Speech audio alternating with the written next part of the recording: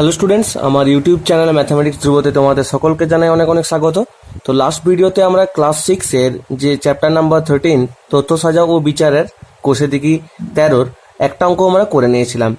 তো আজকে আমরা এবং তার আগের ভিডিওতে আমরা আলোচনা করেছিলাম কেমনভাবে সেই সকল অঙ্কগুলো করতে হয়। তো আশা করবো তোমরা সেই দুটো ভিডিও দেখে নিয়েছো। যদি এখনও পর্যন্ত না দেখে থাকো তাহলে অবশ্যই ডেসক্রিপশনে দেওয়া লিঙ্ক থেকে দেখতে পারো। চলো আজকে শুরু করা যাক পরবর্তী অঙ্ক থেকে বিনা সময় নষ্ট না করে। তো কোশ্চেন থেকে 13-2 দাগের কোশ্চেনটা কি বলছে যে জাহানারার স্কুলে এই মাসে 22 দিন ক্লাস হয়েছে, অর্থাৎ পঠন পাঠন হয়েছে। এই 22 দিনের প্রতিদিনের ছাত্রছাত্রীদের উপস্থিতির সংখ্যা সে লিখেছে। সেগুলি হলো নিচে নিম্নলিখিত কিছু কাঁচা তথ্য দেওয়া আছে। উপরের কাঁচা তথ্যগুলিকে সাজিয়ে ট্যালি মার্ক দিয়ে পরিসংখ্যান বিভাজন তালিকা তৈরি করি। এইটা খুব সহজ একটা অঙ্ক, কারণ এই অঙ্কটা আগের 1 নম্বর অঙ্কটার মতো করে অঙ্কটা। তো আশা করবো তোমরা আগের ভিডিওটা দেখে 1 নম্বর অঙ্কটা করেছো এবং এইখান থেকে তোমরা খুব সহজেই এই 2 দাগের অঙ্কটাও নিজেরাই করতে পারবে। তবু আমি একটু হিন্টস দিয়ে দিই কেমনভাবে করবে। দেখো, উপস্থিতির সংখ্যা বলে একটা কলাম করবে, ট্যালি মার্ক করবে, আর তোমার সেখানে হচ্ছে ছাত্রছাত্রীর সংখ্যা করবে, ট্যালি মার্ক করবে, আর উপস্থিতির সংখ্যা করবে। ঠিক আছে, সরি একটু ভুল হয়ে গেল। 3টে কলাম হবে। 3টে কলামে হচ্ছে একটা হচ্ছে উপস্থিতির ছাত্রছাত্রীদের উপস্থিতির সংখ্যা, তারপর ট্যালি মার্ক, তারপর হচ্ছে দিন সংখ্যা। তো তারপর কি করবে, সবদিকে যে ছোট সংখ্যাগুলি আছে এখানের মধ্যে সবদিকে ছোট থেকে বড় আকারে যেগুলি আলাদা আলাদা সংখ্যা আছে সাজিয়ে নেবে এবং তারপর ট্যালি মার্কের সাহায্যে বাকিগুলো করবে। তো আশা করবো তোমরা এই অঙ্কটা করতে পারবে। তো আমি দ্বিতীয় অঙ্কটা, তারপরের অঙ্ক যে আছে 3 নম্বর অঙ্ক, সেটা তোমাদের করিয়ে দিচ্ছি, কারণ এটা স্তম্ভচিত্রের অঙ্ক আছে। বলেছে আমাদের 20 জন বন্ধুর মধ্যে কে কি ফল খেতে ভালোবাসে লিখি ও তথ্যগুলি থেকে স্তম্ভচিত্র অঙ্কন করি। দেখো, এতক্ষণ পর্যন্ত কাঁচা তথ্য দেওয়া থাকতো, আমরা স্তম্ভচিত্র আমরা এই একটা কলাম এমনি করে সাজিয়ে নিতাম, তাই তো, ট্যালি মার্কের সাহায্যে পরিসংখ্যান বিভাজন। এখানে পরিসংখ্যান বিভাজনটা দেওয়া আছে কে কতগুলি করে কি ফল খেতে ভালোবাসে, সেখান থেকে আমরা স্তম্ভচিত্র তৈরি করব। তো চলো শুরু করা যাক কেমনভাবে স্তম্ভচিত্র তৈরি করতে হয়। যদিও আমি এই সম্পর্কে আলোচনা করেইছি দ্বিতীয় ভিডিওতে, তো তবুও অঙ্কটা করলে আরো ভালোভাবে বুঝতে পারবে। চলো করা যাক। তাহলে যেহেতু স্তম্ভচিত্র তৈরি করতে হবে আমাকে, তার মানে আমি একটা অনুভূমিক বরাবর এবং একটা উল্লম্ব বরাবর রেখা টেনে নিলাম। অনুভূমিক রেখা বরাবর আমি যেগুলো নিলাম সেগুলো হচ্ছে আপেল যে কতজন বন্ধু খায়, তোমার পেয়ারায় কতজন বন্ধু খায়, কলা এবং শশা এবং আঙুর। এইদিকে সংখ্যাটা এইদিকে বার গ্রাফে উঠবে কত দিকে, উপরের দিকে। তো আমি সেই জন্য প্রত্যেকটা ঘর 1 একক দূরত্বেই নিয়েছি, 0 থেকে 1, 1 থেকে 2, 2 থেকে 3। যেহেতু কম সংখ্যক বন্ধু আছে সেই জন্য আমি প্রত্যেকটা ঘরকে 1 একক করে নিয়েছি। সেই জন্য লিখে দিয়েছি যে উল্লম্ব রেখায় 1 ঘর সমান হচ্ছে 1 জন বন্ধু। এখন আশা করবো তোমাদের সবার কাছে বইটা খোলা আছে, কারণ আমি তো বারবার কোশ্চেনটা দেখাতে পারবো না তোমাদের, আমি কিন্তু বলবো তোমাদের। ঠিক আছে, দেখো প্রশ্ন ছিল যে ফল হচ্ছে আপেল, সেখানে বন্ধুর সংখ্যা হচ্ছে 4 জন। তার মানে আপেলের যে তোমার স্তম্ভটা এটা কত দূর উঠবে, 4 ঘর পর্যন্ত উঠবে। তাহলে আমি কি করব, পেন নেব, তাই তো, এখানে 4 ঘর পর্যন্ত তোমার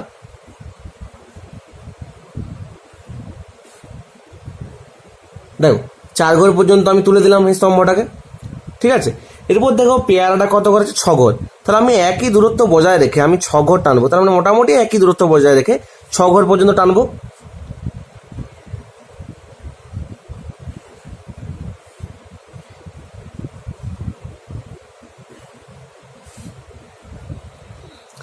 দেখো একই দূরত্ব মোটামুটি বজায় রেখেছি এবং একই চওড়াটাও করেছি, কোনোটা সরু কোনোটা মোটা, এইভাবে করো না। আশা করবো তোমরা একই মাপ নিয়ে করতে পারবে। তো দেখো পেয়ারার সংখ্যা বন্ধু 6 জন, তার জন্য দেখো 6 বরাবর আমি এই স্তম্ভটাকে তুলে নিয়ে গেছি। পরবর্তী আছে কলা। কলা কতজন আছে, দেখো 2 জন আছে, তাই তো, কলা 2 জন আছে, তার মানে আমি 2 ঘর নিয়ে যাব।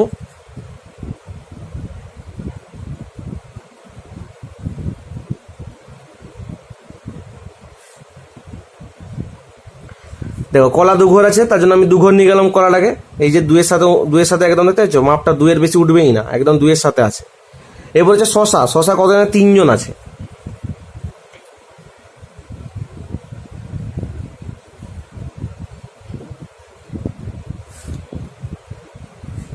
তাহলে শশাকে কত দূর নিয়ে গেলাম, এই যে 3 এর সাথে একদম সমান্তরালে নিয়ে গেলাম, শশাকে 3 ঘর উঠিয়ে দিয়েছি। এবার হচ্ছে আঙুর। আঙুর কতজন আছে, 5 জন। আঙুর খেতে ভালোবাসে 5 জন বন্ধু, তাহলে আমি এদিকে 5 ঘর সরিয়ে নিয়ে যাব। দেখো 5 পর্যন্ত তুলে দিয়েছি, দেখতে পেয়েছো। এবার তোমরা চাইলে এখানেগুলোকে একটু করে এভাবে মার্ক করতে পারো, কারণ তোমার বইয়ে দেবে বিভিন্ন রকমের রং দেওয়া আছে। তো তোমার পক্ষে তো রং দেওয়া সম্ভব নয়, তুমি এটাকে পুরোপুরি কাভার করতে পারো নিজের মতো করে কোনো শেড দিয়ে। তো তুমি এখানে দেখিয়ে দিলে। তাহলে দেখো এখন আমি পুরোপুরি দেখো স্তম্ভ চিত্রটা দেখলে বুঝতে পারবো যে আপেল খেতে ভালোবাসে কতজন, 4 জন বন্ধু। পেয়ারা খেতে কতজন ভালোবাসে, 6 জন বন্ধু। কলা হচ্ছে কতজন, 2 জন বন্ধু। শশা কতজন, 3 জন বন্ধু। এবং আঙুর কতজন, 5 জন বন্ধু। খুব সহজে হয়ে গেল না এটা? তাহলে স্তম্ভ চিত্রটা তোমাদের আঁকার পদ্ধতি শিখিয়ে দিলাম। এরপর হচ্ছে দেখো স্তম্ভ চিত্রটা এঁকে দিলেই তো হয় না, কিছু জিনিস লিখতেও হয়, যে কি আমরা নিলাম স্তম্ভ, উপরের দিকে নিচের দিকে ফাঁকা কতটা নিলাম, সেইগুলো আমি লিখে দিয়েছি। কি লিখেছি দেখো, আমি যেহেতু অনুভূমিক একটি রেখা, যে এই যে ভালো করে লক্ষ্য করে দেখো, যে অনুভূমিক মানে এগুলো আছে সমান দূরত্বে। দেখো অনুভূমিক এই রেখা সমান দূরত্বে, এই দেখো সমান দূরত্বে আপেল খাওয়া, সমান দূরত্বে তোমার হচ্ছে পেয়ারা খাওয়া, সমান দূরত্বে হচ্ছে তোমার কি কলা খাওয়া, শশা খাওয়া এবং আঙুর খাওয়ার ঘ রেখেছি সমান দূরত্বে। এটা প্রত্যেকটা একই মোটামুটি চওড়াটা করেছি, কোনটা মোটা কোনটা সরু করে দিইনি। আবার মাঝের যে দূরত্বগুলো আছে এই গ্যাপগুলো, সেগুলো মোটামুটি একই রাখার চেষ্টা করবে।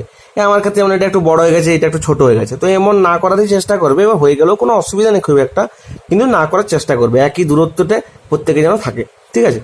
তো সেটা লিখেছি, যেহেতু অনুভূমিক একটি রেখা এঁকে সমান দূরত্বে আপেল খাওয়া, পেয়ারা খাওয়া, কলা খাওয়া এবং শশা খাওয়া, আঙুর খাওয়া ঘর করলাম।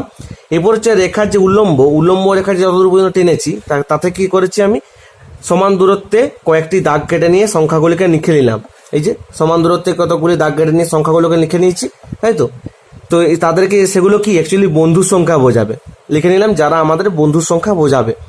এরপর আমি প্রথমে একটি স্কেল ঠিক করলাম, দেখছি স্কেলের একটি ঘর একজন বন্ধু বোঝালে স্তম্ভচিত্রটি এঁকে বোঝাতে সুবিধা হবে। স্কেলিং মানে হচ্ছে এখান থেকে দেখো এই একটি ঘরকে আমি এখানে একেও নিয়েছি, কারণ আমার এখানে বেশি দরকার নেই না, অনেক কম আছে। কিন্তু মনে করো আমার এখানে 50 জন বন্ধু থাকতো, তাহলে অবশ্যই আমি 1, 2 করে 50 পর্যন্ত যেতে পারতাম না, সেক্ষেত্রে ছবিটা অনেক বড় হয়ে যেত। সেক্ষেত্রে আমি একটা ঘরকে 5 একক করে ধরে নিতাম, মানে এখানে 0 লিখতাম, এখানে 5 লিখতাম, তারপর এখানে 10 লিখতাম। তখন আমি লিখতাম উল্লম্ব এক ঘর সমান হচ্ছে 5 জন বন্ধু। কিন্তু এক্ষেত্রে যেহেতু কম সংখ্যক আছে, তার জন্য আমি এক ঘরকে একজন বন্ধুই লিখেছি। তো সেটা এখানে লিখেছি যে আমি একটা স্কেল ঠিক করলাম, মানে স্কেলিং মানে হচ্ছে মাপ ঠিক করে নিলাম, যেখানে এই স্কেলটাকে বুঝিয়ে তোমার স্তম্ভচিত্রকে এঁকে বোঝাতে সুবিধা হয় আমার। এবার তথ্য অনুযায়ী স্তম্ভ এঁকে স্তম্ভচিত্র পেলাম। এবার তথ্যগুলো যেগুলো ছিল সেগুলো থেকে আমি স্তম্ভচিত্রটা পেয়ে গেলাম, সেটাই তোমাকে লিখে নিচ্ছি। এই জিনিসটা লিখবে, পরীক্ষাতে হলে তোমাকে এটা লিখতে হবে। প্রয়োজন পড়লে তুমি স্কুলে জিজ্ঞাসা করে নিতে পারো যে পরীক্ষাতে কি এগুলো লিখতে হবে, আর যদি না বলা থাকে তাহলে লিখতেই হবে কিন্তু, ঠিক আছে? তো চলো পরবর্তী অঙ্ক যাওয়া যাক। নেক্সট প্রবলেম নাম্বার 4 বলছে, আমাদের ক্লাসের এই সপ্তাহে 6 দিনের উপস্থিতির সংখ্যা লিখে কাঁচা তথ্য তৈরি করি। ট্যালি মার্ক দিয়ে সেই কাঁচা তথ্য তালিকা প্রকাশ করি। ওই তালিকায় কোন দিন কম ছাত্রছাত্রী এলো দেখি ও লিখি। দেখো এখানে তোমার কোনো কাঁচা তথ্য দেওয়া নেই, তাহলে তুমি তোমার নিজের মতো করে একটা কাঁচা তথ্য তৈরি করতে পারো, যে 6 দিনে কতজন করে উপস্থিত হয়েছিল, এবং সেখান থেকে তোমরা একটা ট্যালি মার্ক দিয়ে সেই তথ্যগুলো প্রকাশ করতে পারো, এবং সেখান থেকে খুঁজতে বলেছে যে কম ছাত্রছাত্রী এলো কোন দিন এবং কত এলো। চলো এটা আমি আমার মতো করে তথ্য দিয়ে এটাকে সাজিয়ে নিই, তোমাদের ভালোভাবে বুঝিয়ে দিই। দেখো 4 দাগের অঙ্কতে কোনো কাঁচা তথ্য ছিল না, তাহলে আমি নিজের মতো করে ধরে নিলাম যে মনে করি আমাদের ক্লাসের মোট ছাত্রছাত্রী হচ্ছে 50 জন। তাহলে এই সপ্তাহে 6 দিনের উপস্থিতির সংখ্যাগুলো আমি ধরে নিয়েছি যে সোমবার 48 জন এসছে, মঙ্গলবার হচ্ছে 50 জনই এসছে, বুধবারও 50 জন এসছে, বৃহস্পতিবার 48 জন, শুক্রবার হচ্ছে তোমার 49 জন, আর শনিবার হচ্ছে যেহেতু ছুটির দিন থাকে অর্ধেক বেলা 42 জন এসছে, ঠিক আছে? তাহলে এই তথ্যগুলোকে আমি ধরে নিয়েছি। এরপর এটার থেকে আমি কি করব, ট্যালি মার্ক করব, ঠিক আছে? তো চলে যাও ট্যালি মার্ক করতে। তাহলে আমি তোমার ছক কাটালাম, ছাত্রছাত্রীর সংখ্যা একটা কলাম করলাম, ট্যালি মার্ক একটা কলাম করলাম, আর উপস্থিতির দিন সংখ্যা কলাম করলাম। দেখো 42 জন ছাত্রছাত্রী এসেছিল একদিন, একটা 48 ছিল, একটা 49, একটা 50 ছিল, এর বাইরে তো কোনো উপস্থিতি ছিল না। এবার ট্যালি মার্ক যখন করবো দেখতে পাচ্ছি 42 জন একদিন মাত্র, মানে 42 এরকম শুধু শনিবার দিন ছিল, 48 জন এরকম এসে দুবার ছিল, দুদিন ছিল তোমার, 49 একদিন ছিল, আর 50 দুদিন এসছে। তাহলে উপস্থিতি কত, 42 জন ছাত্রছাত্রী এসছে তোমার একদিন, 48 জন ছাত্রছাত্রী এসছে দুদিন, 49 জন ছাত্রছাত্রী একদিন এবং 50 জন ছাত্রছাত্রী এসছে দুদিন। তাহলে মোট কতজন হয়ে গেছে, মোট 6 দিন হয়ে গেছে। তাহলে আমি যদি লিখেই নিই এখানে যে মোট দিন, সেটা হচ্ছে কত, 6 দিন হচ্ছে আমার এখানে যোগ করলে। তাহলে এবার প্রশ্ন ছিল যে তোমার কোন দিন ছাত্রছাত্রী কম এলো দেখি এবং কত। দেখতে পাচ্ছি এই তালিকাতে কম এসছে কবে, সেটা 42 দিন সব থেকে কম, এবং সেটা কোন দিন ছিল, শনিবার ছিল। তাহলে শনিবার দিন সব থেকে কম ছাত্রছাত্রী এসছে, সেটা হচ্ছে 42 জন, ঠিক আছে? পরবর্তী অঙ্কতে যাওয়া যাক, আশা করি বুঝতে পেরেছ। এটা কিছুই না, খুবই সহজ। এটা তুমি নিজের মতো করে তথ্য দিয়ে সাজাতে পারো। আমি 42, 48, 49, 50 নিয়েছি মানে তোমাকেও নিতে হবে এমনটা নয়, তুমি অনেক বেশিও নিতে পারো, কমও নিতে পারো, ঠিক আছে। পরবর্তী অঙ্ক নাম্বার 5 বলছে সোহমদের বিদ্যালয়ের ষষ্ঠ শ্রেণীর 30 জন ছাত্রের ওজন লিখেছি। 30 জন ছাত্রের ওজন লেখা আছে, এই কাঁচা তথ্যগুলি সাজিয়ে পরিসংখ্যান বিভাজন তালিকা তৈরি করি। যদিও এই অঙ্কটা 3-এর দাগ, তোমার 2-এর দাগের এবং 1-এর দাগের অঙ্কের মতোই, তবুও আমি এই অঙ্কটা একটু বড় যেহেতু তার জন্য তোমাদের করিয়ে দিচ্ছি। তো চলো করে নেওয়া যাক। তাহলে দেখো এখানে আমি কি 5-এর দাগে 3টে কলাম করলাম। একটা হচ্ছে তোমার ছাত্রদের ওজন কিলোগ্রামে, তারপর ট্যালি মার্কিং আর ছাত্রদের সংখ্যা। এবার লক্ষ্য করলাম যে ছোট থেকে বড় আকার যে ওজনগুলো ছিল সেগুলোকে সাজিয়ে নিলাম। এরপর এই ওজনগুলো কতজনের আছে সেটা বই দেখে আমরা ট্যালি মার্কিংয়ের সাহায্যে খুব সহজে নির্ণয় করতে পারবো। প্রথমে আছে দেখো 2টো 32 আছে, তাহলে আমি দুটো দুটো করে নিচ্ছি যাতে আমাদের সুবিধা হয়, তাড়াতাড়ি ক্যালকুলেশনটা করা যায়। 32, তারপর 37, 34, তাহলে 37-এর ঘরে একটা, 34-এর ঘরে একটা। তারপর আবার কি আছে 37, 35, 35, 37, 35-এর ঘরে দুটো আছে, টেনে দিলাম। তারপর 36, 37, 36-এর ঘরে একটা, 37-এর ঘরে আরেকটা। তারপর হচ্ছে যে 39, 40, তাহলে 39 একটা, 40 একটা।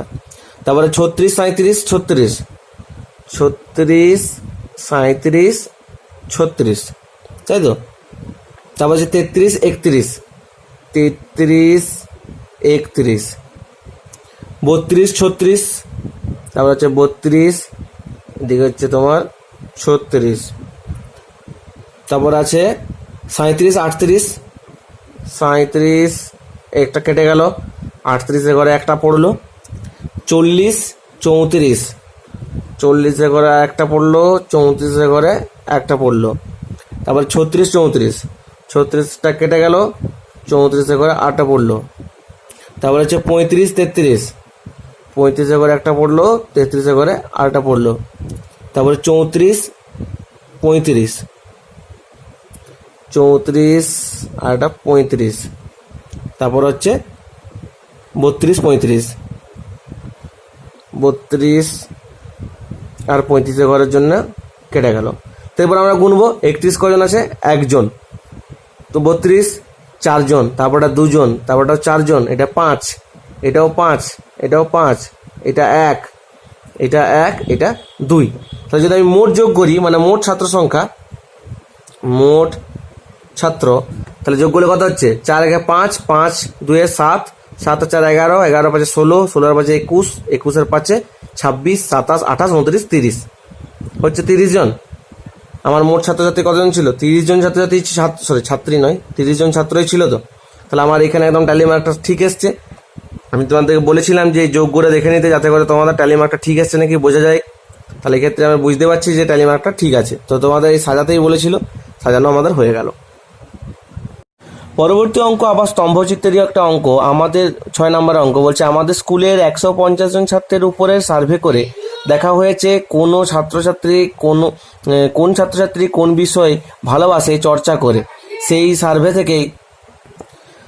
সার্ভে থেকে পাওয়া কাজের তথ্যটি হলো বিষয়ভিত্তিক দেওয়া আছে বাংলা, অঙ্ক, ইংরেজি, পরিবেশ, হাতের কাজ, এবং এদিকে ছাত্রছাত্রীর সংখ্যা দেওয়া আছে 30, 25, 25, 30, 40। এখানে বলে দেওয়া আছে যে 1 একক সমান হচ্ছে 5 জন ছাত্রছাত্রী নিয়ে উপরে তথ্য থেকে একটি স্তম্ভচিত্র অঙ্কন করি। এখানে তোমার এককটা বলে দেওয়া আছে, তার জন্য সুবিধা হবে, তুমি যে উল্লম্ব ঘরগুলোকে এক এক ঘরকে তুমি 5 জন ছাত্রছাত্রী হিসাবে ডিনোট করতে পারো। ঠিক আছে, বলে দেওয়া আছে, চলো করে নেওয়া যাক এটাও। দেখো এই অঙ্কটা আরেকটা স্তম্ভচিত্রের অঙ্ক, যেখানে প্রত্যেকটা বিষয়ে তোমার ছাত্রছাত্রী কতজন ভালোবাসে সেগুলো লিখে নিয়েছি। সেজন্য আমি অনুভূমিক বরাবর তোমার লিখেছি বাংলা, অঙ্ক, ইংরাজি, পরিবেশ, হাতের কাজ, এই বিষয়গুলো ভালোবাসার বিষয়। কতজন ভালোবাসে সেগুলো তোমার প্রদত্ত যে তথ্য আছে বইয়ে, সেই বই থেকে আমরা তথ্য দিয়ে স্তম্ভচিত্র তৈরি করব। তো এখানে যেহেতু তোমার সবদিকে ছোট আছে 25 জন ছাত্রছাত্রী এবং সবদিকে বেশি আছে 40 জন ছাত্রছাত্রী, তার জন্য আমি 1 ঘর 2 ঘর করে এইভাবে 40টা নিতে পারি না, সেক্ষেত্রে অনেক বড় হয়ে যাবে। সেই জন্য আমি উল্লম্ব রেখার 1 ঘর সমান হচ্ছে 5 জন ছাত্রছাত্রী লিখে নিয়েছি। ঠিক আছে, ওই জন্য আমি এখান থেকে এতটাকে যাওয়া মানে হচ্ছে 5 জন ছাত্রছাত্রী চলে যাওয়া, এতটা যাওয়া মানে হচ্ছে 10 জন ছাত্রছাত্রী পর্যন্ত যাওয়া। তো আশা করে বুঝতে পেরেছো কেন আমরা নিয়েছি। আর সবসময় যতটা বলা থাকবে তার থেকে 1 ঘর মানে একটা একক বেশি নেবে, যেহেতু 40 জন ছাত্রছাত্রী সব থেকে বেশি আছে, সেই জন্য আমি 45 পর্যন্ত নিয়েছি। তাহলে অ্যাকচুয়ালি কিছুই না, এক্ষেত্রে সুবিধা হয় একটু ভালোভাবে। তো এরপর আমরা দেখো স্তম্ভচিত্র তৈরি করব। তো বই থেকে দেখতে পাচ্ছি বাংলা কতজন আছে, 30 জন আছে। ভালোবাসে, বাংলা 30 জন ভালোবাসে। তাহলে আমি বাংলা 30 জন পর্যন্ত যাব।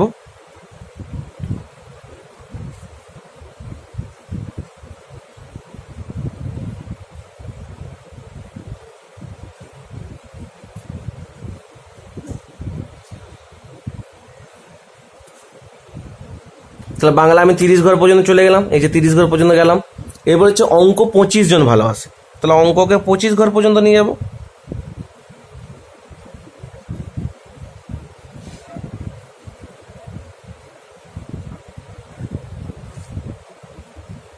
মোটামুটি একই দূরত্ব গ্যাপ রাখলাম আর একই মোটাগুলো তৈরি করবো, মোটামুটিভাবে যেন একই থাকে, যেন একই চওড়াটা থাকে আর একই দূরত্ব থাকে। তাহলে অঙ্ক 25 জনে ভালোবাসে, তাই 25 পর্যন্ত নিয়ে গেলাম। এবার ইংরাজিও 25 জন ভালোবাসে, তাহলে ইংরাজিটাও এই একই স্তর পর্যন্ত যাবে নিশ্চয়ই।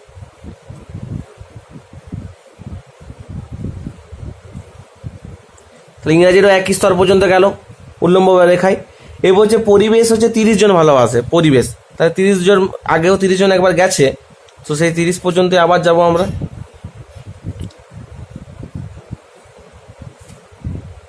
তো গ্যাপটা একটু বেশি হয়ে গেল, তো চেষ্টা করবে গ্যাপটা বেশি না করা, ঠিক আছে।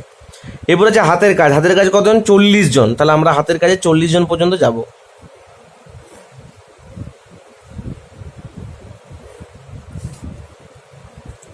তা আমি বলেছিলাম তোমাদের এগুলোকে একটু করে এইভাবে মার্ক করে নিতে, যাতে তোমার সুবিধা হয়, মানে দেখতে আর কি ভালো লাগবে, আর কিছু নেই, অন্য কোনো কারণ নেই ক্ষেত্রে এরকম ভাবে মার্ক করার, ঠিক আছে।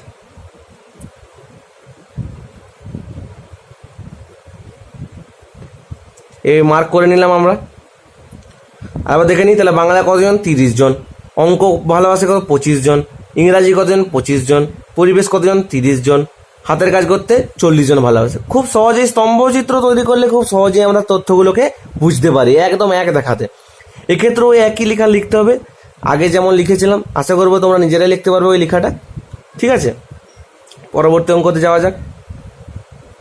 পরবর্তী প্রশ্ন 7 দাগেরটা দেওয়া আছে যে হালদার পাড়ার মোড়ে রমেনবাবুর ব্যাগের দোকান। রমেনবাবু নিজেই ব্যাগ তৈরি করেন। এই সপ্তাহে ব্যাগ বিক্রি করে তালিকা তৈরি করলাম। বার দেওয়া আছে, ব্যাগ বিক্রির সংখ্যা দেওয়া আছে। বার সোমবার, মঙ্গলবার, বুধবার, বৃহস্পতিবার, শুক্রবার, শনিবার। সেম এই সোমবার 40টা বিক্রি হয়েছে, মঙ্গলবার 30টা, বুধবার 35টা, বৃহস্পতিবার 25টা, শুক্রবার 20টা এবং শনিবার 30টা। তো নিজের সুবিধা মতো স্কেল নিয়ে এই তথ্যটি থেকে একটি স্তম্ভচিত্র অঙ্কন করি। তো আমি এই অঙ্কটা করিয়ে দেবো না, এই অঙ্কটা যেহেতু 6 দাগের অঙ্কের মতোই অনেকটা, আশা করবো তোমরা নিজেরাই স্তম্ভচিত্র তৈরি করতে পারবে। এবং এক্ষেত্রেও যেহেতু 5-5 করে তোমরা নিতে পারো, কারণ আগের অঙ্কটাতে যেমন ছিল 40 পর্যন্ত ছিল, 25 থেকে শুরু হয়েছিল, এখানেও দেখো 20 থেকে শুরু হয়েছে, 40 পর্যন্ত আছে। সেক্ষেত্রে উল্লম্ব ঘরে এক এক ঘর সমান তোমরা 5টি করে ব্যাগ বিক্রির সংখ্যার সঙ্গে ধরতে পারো, কোনো অসুবিধা হবে না আশা করি। তো আশা করবো এই অঙ্কটা তোমরা নিজেরাই করতে পারবে। তো আমি পরবর্তী অঙ্ক যে 8 দাগের অঙ্ক সেটা নিয়ে আলোচনা করি। দেখো এতক্ষণ পর্যন্ত আমাদের কাঁচা তথ্য দেওয়া থাকতো, আমরা টাইলি মার্কের সাহায্যে আমরা তথ্যগুলোকে সাজিয়ে নিতাম এভাবে। আবার কোনো কোনো অঙ্কতে তোমার তথ্যগুলো সাজানো থাকতো, আমরা সেখান থেকে স্তম্ভচিত্র তৈরি করতাম। তো পরবর্তী অঙ্ক যে 8 অঙ্ক, সেখানে দেখো তোমার স্তম্ভচিত্র দেওয়া থাকবে, সেখানের স্তম্ভচিত্র থেকে আমরা কিছু প্রশ্নের উত্তর নিজেরাই দেবো, ঠিক আছে। তো দেখে নেওয়া যাক স্তম্ভচিত্রটা। 8 দাগের অঙ্ক হচ্ছে আমাদের স্কুলের গত 5 বছরের প্রতি বছরে কতজন ছাত্রছাত্রী মাধ্যমিক পরীক্ষা দিয়েছে তার স্তম্ভচিত্র থেকে বিভিন্ন প্রশ্নের তৈরি করেছি ও স্তম্ভচিত্র থেকে উত্তর খোঁজার চেষ্টা করি।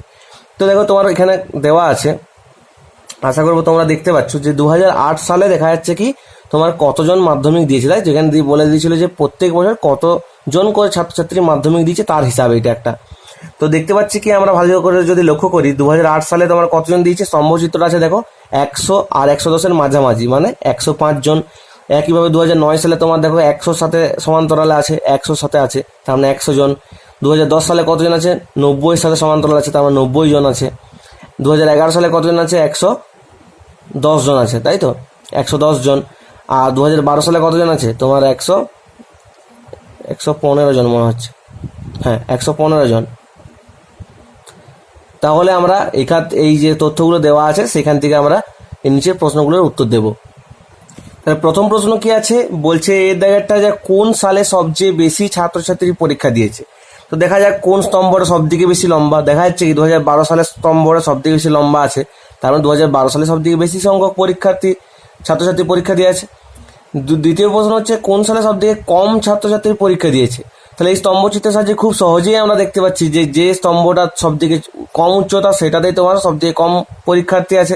তারপর 2010 সালে পরীক্ষার্থীর সংখ্যা সবথেকে কম। 2011 সালে 2010 সাল থেকে কতজন বেশি ছাত্রছাত্রী পরীক্ষা দিয়েছে। দেখো 2011 সালে 2010 সালে কতজন দিয়েছে দেখে নি, তাই তো। দেখো 2010 সালে কতজন দিয়েছে তোমার, আমি দেখতে পাচ্ছি এখান থেকে 2010 সালে দিয়েছে তোমার 90 জন পরীক্ষার্থী দিয়েছে।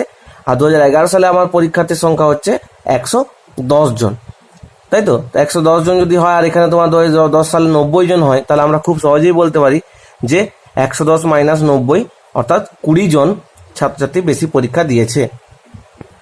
পরবর্তী প্রশ্ন বলছে যে 2010 সালে 2009 সাল থেকে কতজন কম ছাত্রছাত্রী পরীক্ষা দিয়েছে। 2010 সালে 2009 সাল থেকে কতজন কম, 2010 সালে দিয়েছে কতজন, 90 জন। 2009 সালে কতজন দিয়েছে তোমার হচ্ছে 100 জন। তাহলে কতজন কম দিয়েছে, 100 বিযুক্ত 90 অর্থাৎ 10 জন ছাত্রছাত্রী কম পরীক্ষা দিয়েছে। খুব সহজেই বের করতে পারবো, এগুলো লেখার পদ্ধতিও খুব সহজ। তুমি লিখতে পারো 2010 সালে পরীক্ষার্থীর সংখ্যা 90 জন, 2009 সালে পরীক্ষার্থীর সংখ্যা হচ্ছে 100 জন। অতএব 2010 সালে 2009 সাল থেকে পরীক্ষার্থীর সংখ্যা কম সমান 100 মাইনাস 90 ইকুয়ালস টু হচ্ছে 10 জন। এরপর দেখো বলছে যে 2008 সাল থেকে 2010 সাল পর্যন্ত মোট কতজন ছাত্রছাত্রী পরীক্ষা দিয়েছে লিখি। 8 থেকে 10, তাহলে 2008 সালে কতজন দেওয়া আছে, 105 জন। 2009 সালে কতজন আছে, 100 জন। 2010 সালে কতজন, 90 জন।